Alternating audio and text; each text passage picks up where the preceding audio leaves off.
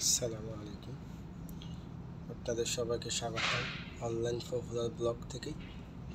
আমি আজকে পাখি সম্বন্ধে কিছু কথা বলবো।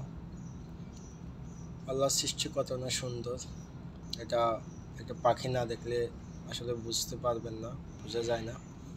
পাখি ওঠার কৌশল, গভীর পর্যবেক্ষণ একজন মানুষ পূর্ণরূপে বিশ্বাসী এবং আল্লাহর অনুগত্য নিজেকে সঁপে দিতে সাহায্য করে। আল্লাহ তাআলা সর্বশ্রেষ্ঠ ও সৃজনশীলতার অধিকারী এবং পাখি এক আশ্চর্য সৃষ্টি।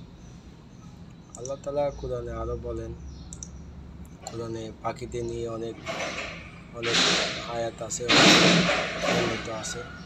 আল্লাহ তাআলা সূরা মুলকের 19 নম্বর আয়াতে বলেন, তারা কি তাদের উপরের দিকে পাখিগুলোর প্রতি লক্ষ্য করে না, যারা ডানা মেলে ধরে আবার গুটিয়ে নেয় তথা ডানা ঝাপটিয়ে উড়ে। দয়াময় ছাড়া অন্য কেউ তাদের স্থির রাখতে রাখে না। নিশ্চয় তিনি সব কিছু সমক্ষ শ্রেষ্ঠ। এই আয়াতে তাদের উপরের দিকে অর্থাৎ পৃথিবীর বায়ুমণ্ডল এবং স্থিরে তারা চলাচল করে, যেখানে বায়ু চাপ ও অক্সিজেন বিদ্যমান থাকার জীবন ধারণ সম্ভব।